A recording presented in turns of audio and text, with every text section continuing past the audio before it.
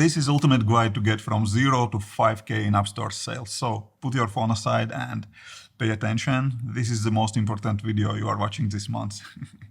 And yeah, there is a roadmap in the description. Click the link, get it for free and follow along. Welcome to part-time in the app launching system. On a day job, we are spending 8+ hours building someone else's dreams, but it is much more nicer to build your own products and earn money from that. This system is about that process. So who am I to talk about that? So my last corporate job was head of products in software company, and I was responsible for 3 countries, Latvia, Estonia, Lithuania. I left corporate career back in 2016 because I wanted to build my own products and I was very passionate about Apple ecosystem. I wanted to build iOS apps. So on side from my main job, I learned iOS development, started freelancing on a side, and currently I am full-time freelancer and part-time in the app development. Currently I have 5 active apps in the App Store, few more removed, few more abandoned, but 5 applications are in the App Store, and those are generating about 4,000 to 5,000 in sales monthly. So that is data from April 2023.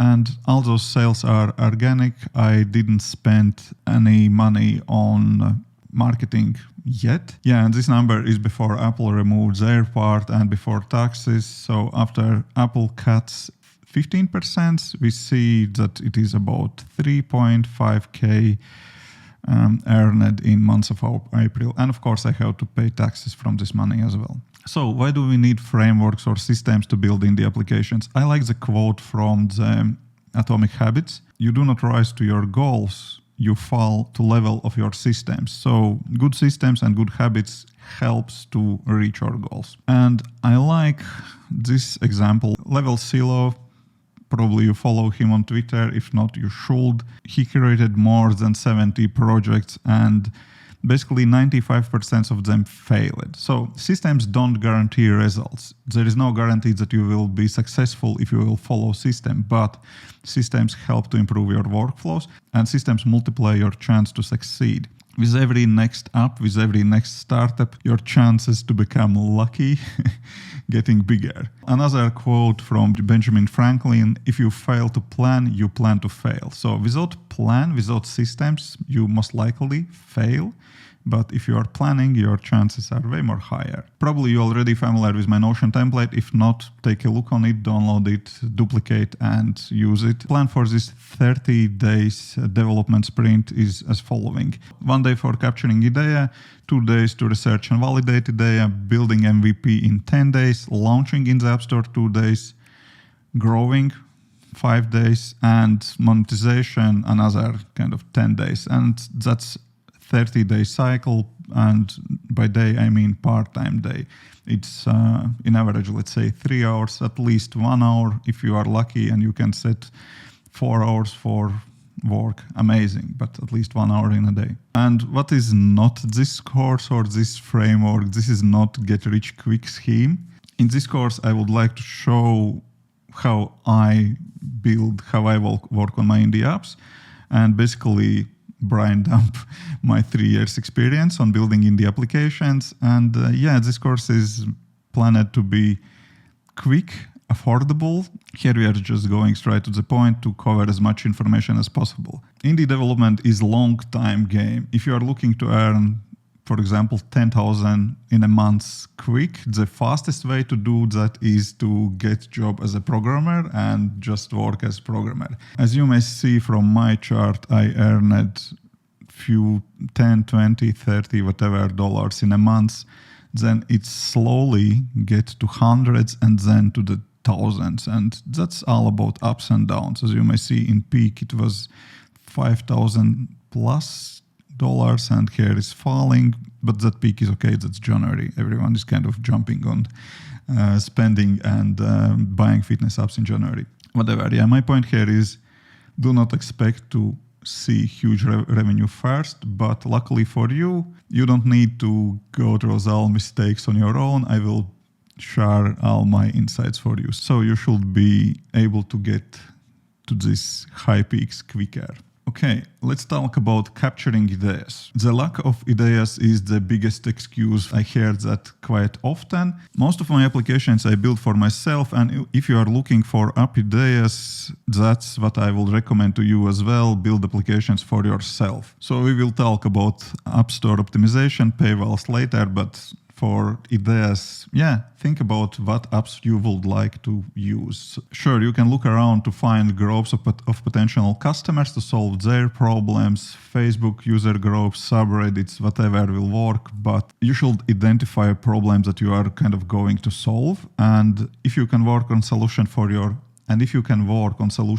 own problems, that is perfect because you already know all the pain points and what problem are you going to solve. I like the saying that we don't need more products, we need better solution for existing problems. If you see that problem which is already at least partly solved but doesn't work perfectly for you, probably that is your chance. That is the reason why there are so many to-do applications, because everyone like to see their own version of that and would like to use them differently. And if you have application which you are using but you don't really like it and you would like to change something, that is good point for starting. So again, we will go deeper on this development, shipping and iteration process, but basically you create the application, ship it, see if that works, and if it is not working, that's fine.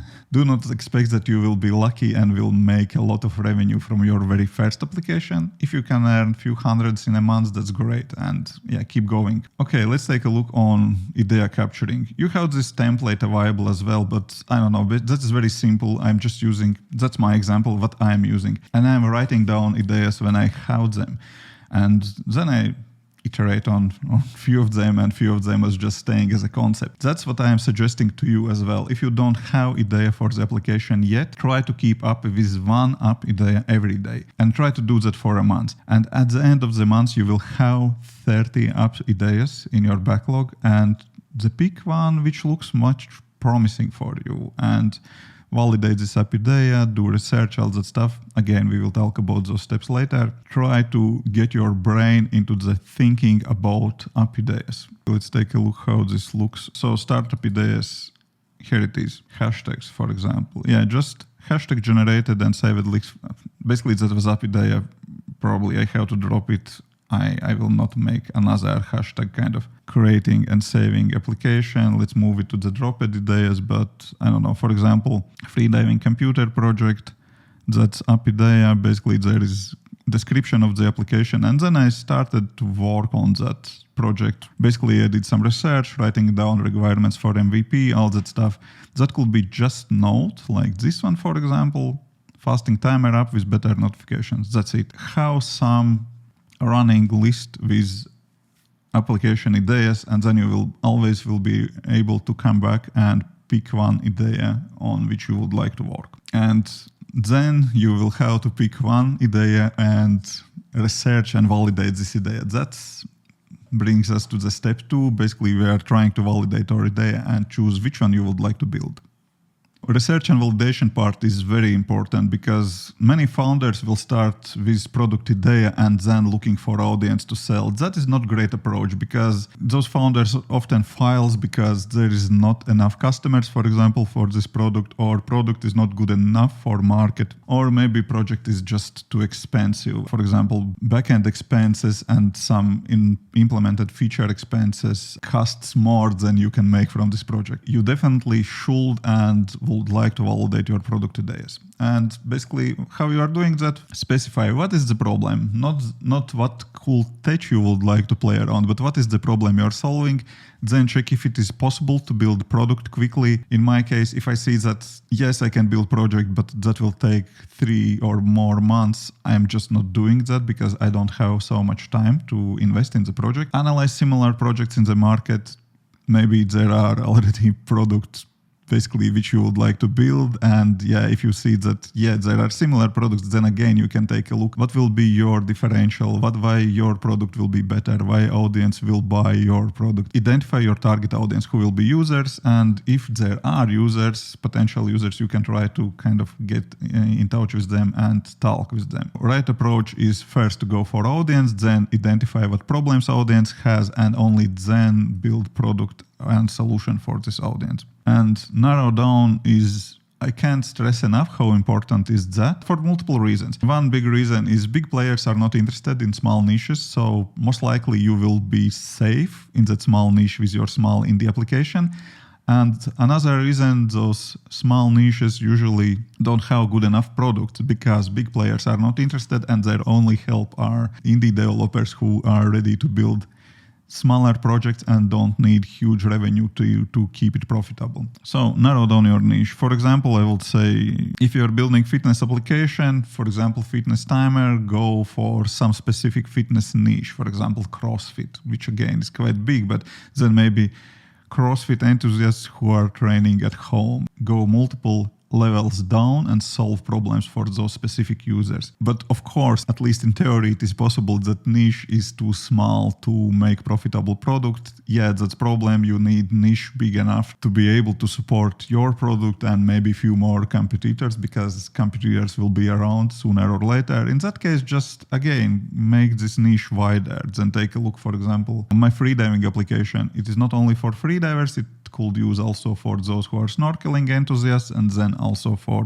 surfers and all that stuff. So there are options to make this niche wider as well. And yeah, let's take a look on how I took a look on that freediving computer. For example, I wrote that idea and purpose is freediving computer for spearfishing, snorkeling and freediving enthusiasts. That was my product idea. Basically what I researched, currently there are few apps in the market. Most of them are paid upfront. So this one, paid upfront application, another one, paid upfront application. Another one is Oceanic application, which is a good one, and it has snorkeling functionality in it available for free, but their main focus is scuba divers. So that's a little bit different niche, and I could create product which is focused on freedivers. In my case, it looks like, yeah, that's an interesting product, what I would like to use. I am freediver and snorkeler as well, so I already know what I would like to see on this in this application, and I can define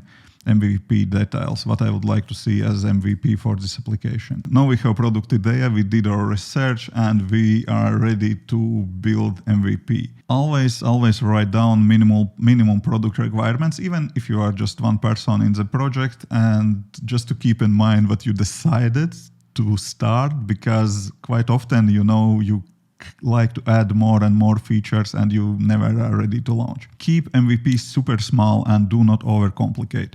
Your product, keep in mind that your product never will be finished. You will always work on fixes and new features and so on. So this very first version, a minimum viable product should be minimum. Should have core functionality of the app included. Of course, you should solve this one core problem what you have. Try to ship as quick as possible. So you would like to release early and release often. So to pivot your project, to get feedback from users as soon as possible, and to work on improvements. Monetization is very questionable.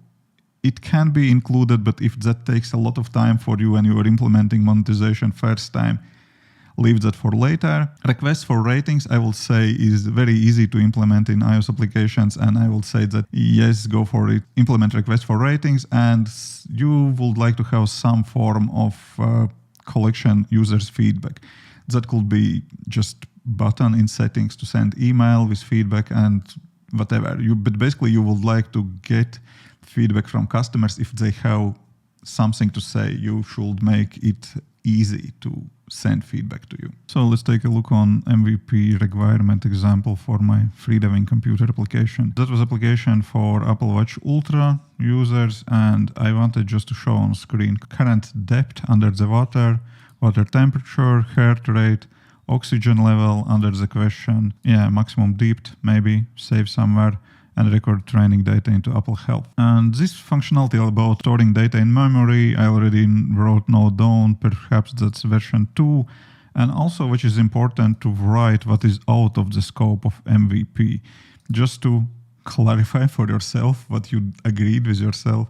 So iPhone app later, fancy charts for reports later, monetization later. I planned to put behind paywall access to more advanced kind of reporting, all that stuff. Core functionality for the app was something that I could build in few hours. What is the history of this project? So did I build it, and what else not?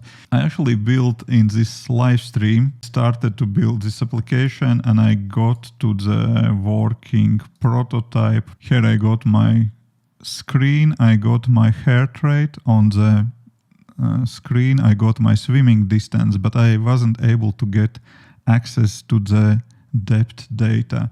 And when I dig it into the documentation, I found that, yeah, here it is, documentation to access submersion data. But I found that you have to ask Apple to provide access to this API to be able to implement, to read that data from Apple Watch Ultra. Of course, I asked for access to it, but I didn't hear back from them yet. So this project is on hold currently. And that is one more point which proves that you have to develop that MVP quickly. Because if I would spend time on app design and maybe landing page and maybe hire designer to make fancy designs for the Apple Watch and iPhone app and all that stuff, I would waste a lot of time just to find that I'm not able to develop this application. So build quickly, fail quickly, move to the next project. Yeah, also I was thinking about buying Apple Watch Ultra just to be able to test and build this application. So saved a bit of money as well by building this MVP quickly. And if you can build your application based on some tutorials that you are learning, maybe on some course where you are learning iOS development or Apple documentation, yeah, go for it. In that live stream, I just took chunks from this example from Apple, build a workout app for Apple Watch. Basically, I used that as template and I added features that I wanted. And how long that live stream was? 2.5 hours with all the chats and all the talking, and I got my test application and I realized that, yeah, I'm on dead end and I can't keep moving with this project. But if I would get this application working, I would see my water temperature and depth under the water here on screen as well. Then next step would be design. And for design, I have one thing to say: keep it simple and still like an artist. You probably heard that saying that 18% of the work can be done in 20% of the time, and last 20% of the work will take 80% of the time. That is a real thing in software development. Keep that in mind and start with bare minimum. Make it working first. Do not focus on design or nice to have features, just core functionality. Make it working, release it as a beta, ship it in the test flight, get in hands on the users to get users' feedback as quick as possible. User interface should be simple to lead customers to core functionality, nothing fancy. If your app user interface is challenging, probably you have too many features in the app already. If you have design background, congrats, but most of developers are not good designers, so just steal design ideas. Steal from Apple, take a look on Apple applications, how Apple implements lists, buttons, all that stuff. Of course, read Apple human guidelines, how to create user interfaces, take a look on that. But besides that, I will suggest to take a look on Mobbin. You can do the same just in App Store. You can just open application in App Store, download it, click through it and all that stuff. But in Mobbin, you can search for screens and functionality. For example, here, checkout and stuff, or settings. This service was free to use before, but now they are asking for money. I'm not paying for it, but not bad place to take a look on that. Another one is Dribble. Again, here you can search for iOS or Android, whatever you build, iOS settings, and here you have the results. Be careful with Dribble, because on Dribble those are mostly designers, and sometimes those designs are very fancy and hard or almost impossible to implement. Do not overcomplicate your designs. Take a look on those designs, copy that you like, avoid things that you don't like, and modify those designs that you steal to make your own. And inspirations, that's fine. Everyone doing that, designers doing that as well. Let's take a look on practical example. That is Figma project. I'm using Figma, I'm using Sketch, like both of them. Sketch was older application, Figma is available for free, so go and use that. Here is the example. I built notification screen in my application, and I just found similar screens in another app, and as you may see, it's quite close copy from that I saw in another application. So do not try to overcomplicate. Big part of those design examples looks good because they have plenty of pictures. This is my another application, planking application also. I just using pictures in this application, and that makes this user interface to look better. There are plenty of resources where to find free images or just color palettes for your applications. I will link few of them below and check those out, but yeah, do not try to make complicated designs if you are not designer. Start with something simple. Let me show how my freediving application was looking like. This was my kind of initial idea for freediving application. That is version 2 of the application, and current version already looks quite different. So yeah, this was initial kind of screens for my fasting application, and that is how my fasting application looks like now. On this application, I got help from my friend designer, so that's not my design. I got help here, but again, start with something simple. Do not overcomplicate that. If you have already someone who is interested in your application, invite them to participate in the test flight, but eventually you will launch in the App Store, right? Let's talk about App Store optimization, because that is important. So in App Store, we have few things. We have keywords, we have screenshots, we have app description, and we have app name and icon. So how to find keywords to optimize? One way how you can do that, take a look on your competitors and try to optimize on similar keywords, but not on exactly the same keywords. And read competitor reviews to see what users are saying, what they are talking about, and you can add more keywords in the application by adding localizations. Let's talk about all of that. So keywords are important. They are located in title, subtitle, and in keywords section of the application. Let's go and take a look on those. So we have app information. In app information, we have app name, freediving app net training, and subtitle, brace holding workout program. All of those are keywords, and they are used to rank your application in the App Store search. Also, you have keywords here: snorkeling, surfing, diving, scuba, spearfishing, and so on and so on. Basically, another keyword set. How those are ranked? First importance is app name, then subtitle, and then only keywords. And you don't need to try to make kind of pair keywords. For example, freediving trainer. Apple will make those pairs of the keywords 2 or 3 word keywords on their own. You don't need to do anything with that. What do I mean by adding more keywords by localizations? So here I have different languages as well. You can add localization without adding localization for your application. For French, I have a few French keywords, apnea, something else. IDA, basically a little bit different keywords like I have in the English. Also Russian or localization, free diving in Kirillitsa. And also you can use different app names and different subtitles for different app stores. For example, I have freediving тренировка apnoe and programma тренировки дыхания. So German, also I have different app name, and so on and so on. So basically you can try to use different keywords in different markets. So basically you have to put most important keyword in front of your application in app name, and less important keywords are going to the subtitle, and third category is going to the keywords section. Those are less important keywords. Okay, and let's talk about some mistakes. Keyword duplication, you don't need to duplicate keywords. If you have freediving in the app name, you don't need it in subtitle, and you don't need it in keywords. Also, mistake is trusting to instincts. So probably you think some keyword could work good for your application, but you should not trust your instincts. You should research keywords and find what exactly works. And using clean app name, that's also is a kind of a mistake.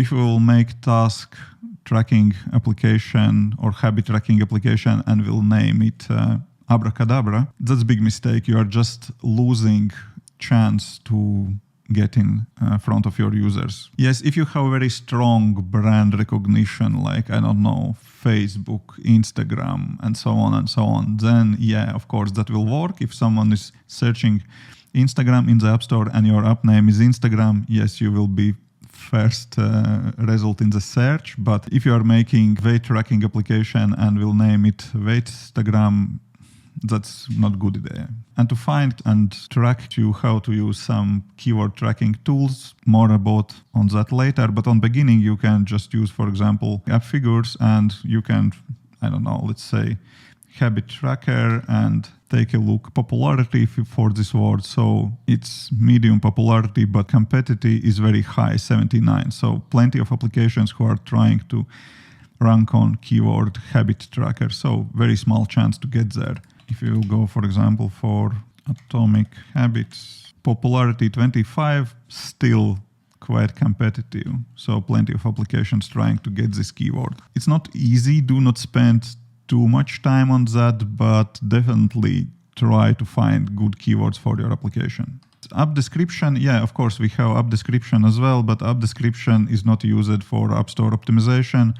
Write whatever you want to see there, whatever fits well, and yeah, set it and forget it. App icon, it's important, but screenshots are more important. For app icon, if you can make icon by yourself, congrats, go for it, do that. This application icon, for example, I did by myself. Also, you can hire freelancer. I hired freelancer to make app icon for my fasting tracking application. It's not so expensive. I used Fiverr and I spent, I don't remember, less than 100 euros, not more than 100 euros to get a set of app icons.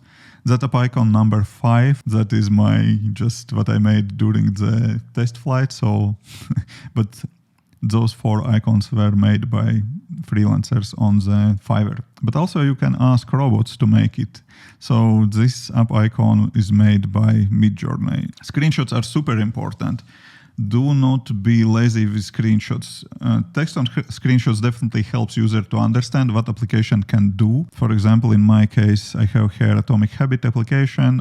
I have basically track your habit on home screen. My main features of the app is this widget. So that's what I kind of adding in screenshots. Here another option, habits based on your goals, also kind of describes, that's not mine application, just another competitor. So description, what exactly application is doing. So you would like to use the same kind of keywords what you are using for App Store search optimization in screenshots as well. I don't know if that is fitness timer, so probably you would like to display that in screenshots, and maybe you would like to have some text in screenshots as well. And do not hope that users will try to guess what your application is doing from screenshots.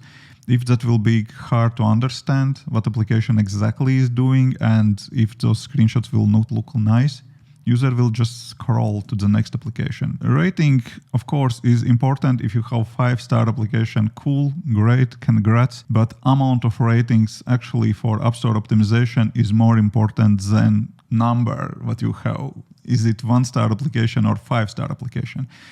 App Store algorithm looks on the rating amount, because if there are plenty of ratings for the applications, that means that this application is important for users, they care about it, and yeah, negative press in this case is positive as well for search optimization. Of course, if application will have 2-star rating in the App Store, users may not click on the application. Reviews doesn't really matter because very few users are reading those reviews or App Store descriptions. Usually that is just app icon, app name, and screenshots, and then users decide to download the application or scroll to the next one. And for App Store optimization, it is very important to get those ratings quickly. Okay, let's talk about that growing. Those maybe will be sad news for developers, but App Store optimization is not set and forget. That is endless game, and we have to tune this App Store optimization all the time. You have to monitor keywords, you have to update keywords, and you have to take a look what works, what not, because that's how we are getting application in front of your users. And even if you have endless money and you can throw this money to the ads, if screenshots are bad, if app icon is bad, if Apple name doesn't click for users will not download this application and will not use it. Packaging is very important. Basically, it's the same like with YouTube videos. That YouTube video can be amazing, but if title and thumbnail is bad, no one will click on that. The same with applications. You have to have a good package for your product. And yeah, real game with keywords and keyword optimization starts after app is released, because only after that you will see your rankings for specific keywords. I'm using app named Astro. For example, let's take a look on my freediving application. Here you can see all the keywords where my application is ranked.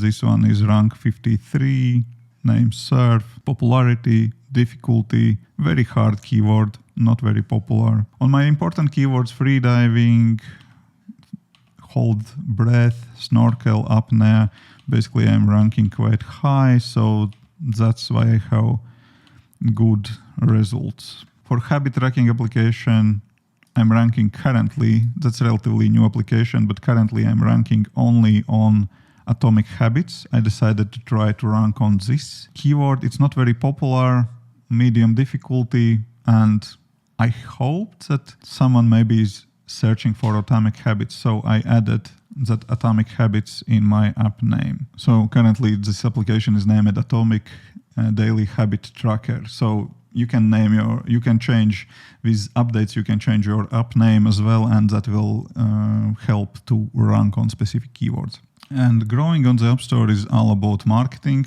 So I can a real life story. My friend, I both developed habit tracking applications and released those in about the same time.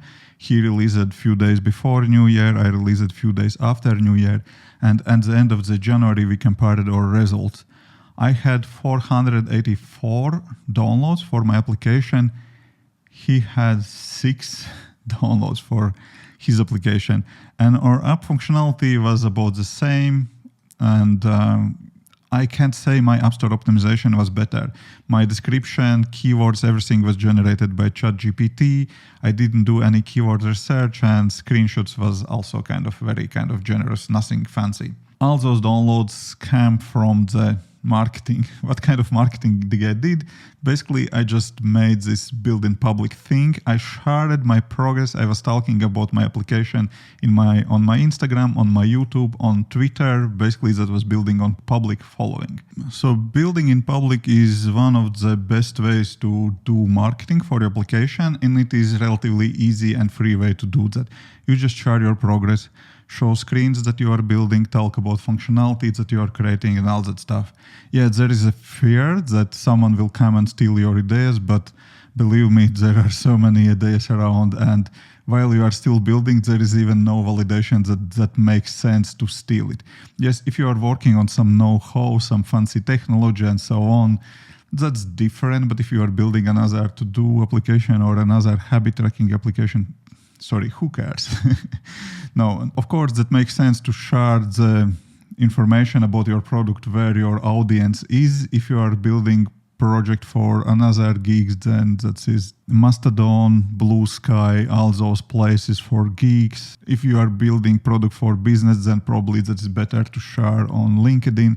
If you are building product for you young moms or book readers, then again go to some subreddits or Facebook groups and share your story, what you are doing there. Currently, when everyone is kind of moving around to Mastodon and Blue Sky, but still on Twitter, there are a big part of build in public community. Just search for hashtag build in public and you will see plenty of indie developers sharing their progress. I highly recommend to join that community, start following other indie developers and just keep in touch because all of us have the same problems. That kind of helps to share wins and fails and learn from each other. But do not forget that probably other indie developers are not your target audience. For example, for my habit tracking application, that is kind of widely used application that makes sense to share it on the Twitter or on all the social networks where I am. My freediving application, that is very niche product, and I think less than 1% of my following are freedivers, and that doesn't make big sense to share all the time about freediving application on my social networks. So share your progress where your audience is. Of course, there are plenty of other marketing options. You can buy ads, you can create product landing pages, which is not expensive, and I recommend to do that. Why not?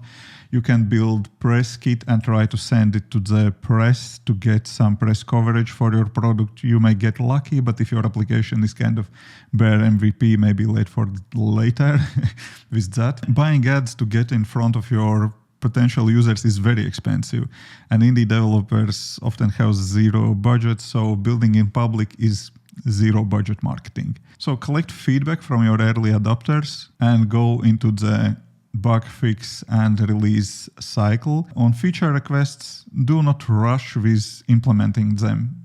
Collect them, of course, put them in the backlog, but do not follow each and every suggestion and request what you are getting from the users, because not always those are great ideas. That was it on growing. Growing is ongoing process. You should keep that going, but for initial part, we are done with that. Let's go to the next step, monetization. Of course, if that is just hobby project or your portfolio item, you can publish this application in the App Store and keep it there for free, but usually we have to ask money for applications, because otherwise you always have to prioritize time. What you will do, you will go to sleep, you will go for a walk, you will spend time with your family, or you will work on your side project. And if there is no monetization in this project, at one moment, that will be hard to justify to keep investing time in it. Okay, let's talk quickly how to make money with apps. There are a few don'ts, what I do not recommend for indie developers. App as a service, for example, like Uber or Netflix, whatever. Basically, they are monetizing those applications outside from the App Store, and app is just service for customers. So unlikely you would like to build something like that. For a long period of time, paid upfront applications, paid to download was way to go. There are few applications in the App Store which are paid upfront. From applications that I am using and I could name the Things task tracking application, for example, but sooner or later they will switch to the subscription model, so do not do paid upfront applications. You can implement affiliate links in the applications. For example, in my habit tracking application, I have this link to the book that opens Amazon, and I'm getting small percentage for each and every purchase after you opening Amazon from this link. Ads in the application, another way to make money. There are plenty of ad services. I use it only Google Ad Mob ads because I think those are kind of less shady, because I don't know, there are plenty of ad networks which I do not trust. Google at least has a reputation to lose, so I use it that. But for ads and for affiliate links, you need huge application to make any money.